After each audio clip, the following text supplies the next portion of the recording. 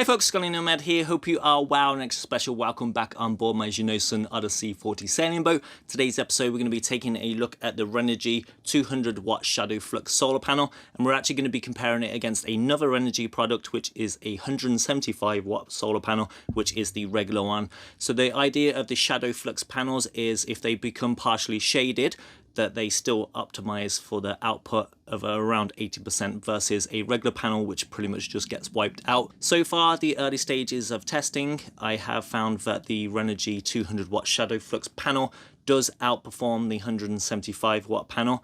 This weekend as I'm recording this, it is typical here in the UK when I'm on the boat, which means it's raining sideways. So with the low light performance, it's worked very well. As always, I used my own money for it and I paid £185. The test setup is I have two solar chargers. The deck panel one is the ShadowFlux and the flexible panel is the regular one.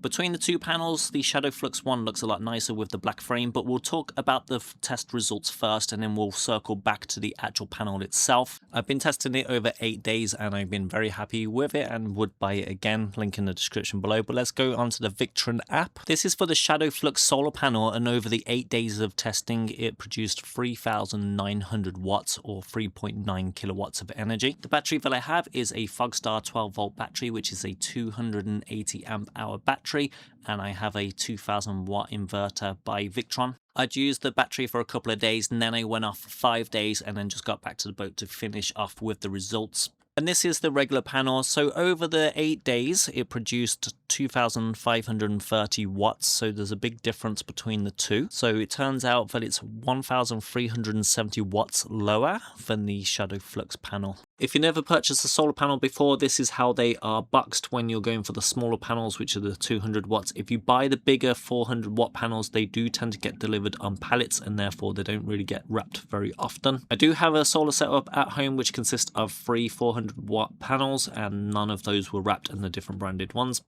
I'll throw up the stats on the screen, but to give you an idea of the size, I am 5'11", which is 180 centimeters high, and I wear a medium to large t-shirt. So if I stood next to most people, I'm just average size.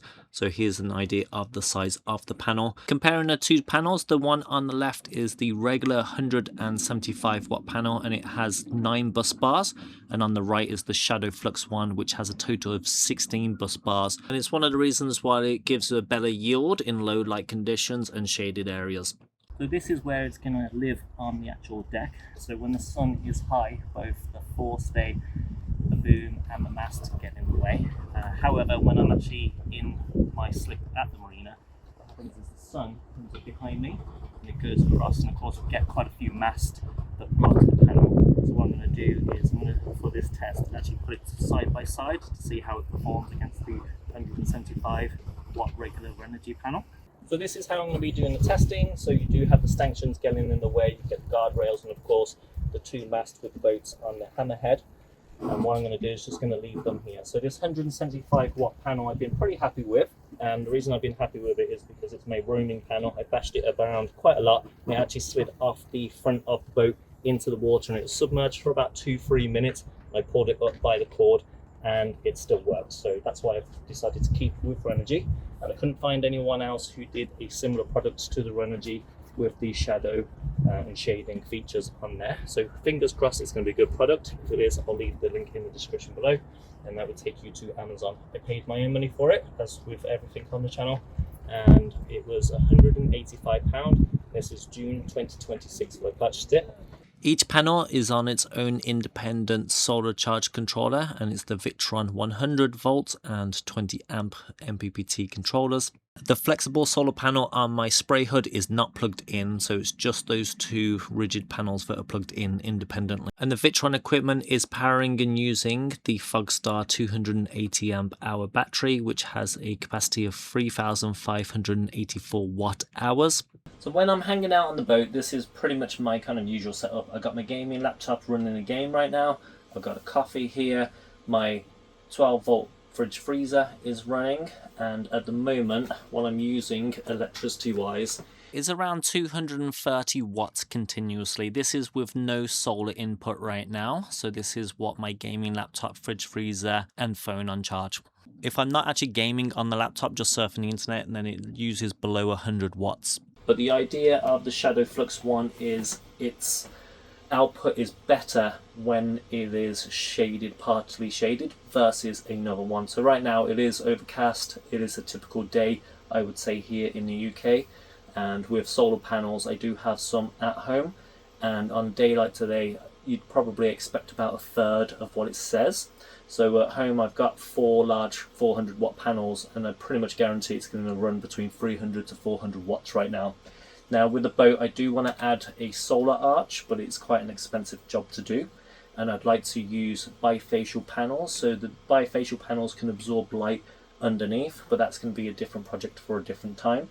To give you a little bit more context as well, I do have an all-in-one power station at home, and even though it's kind of sunny and overcast, I'm putting in 400 watts, and I have 3 large 430 watt panels each, totaling 1290 watts.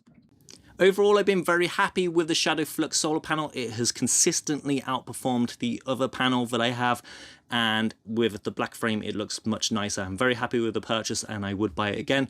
If you're interested in the panel, the link is in the description below. Now I do want to buy a solar arch, and the panels that I will use on there are going to be the bifacial ones, probably by Renogy again, because I've been very happy with their solar panels. I'm not sponsored by them, and it just reflects the fact that I have Victron equipment and a FogStar battery, so they do make their own versions of them.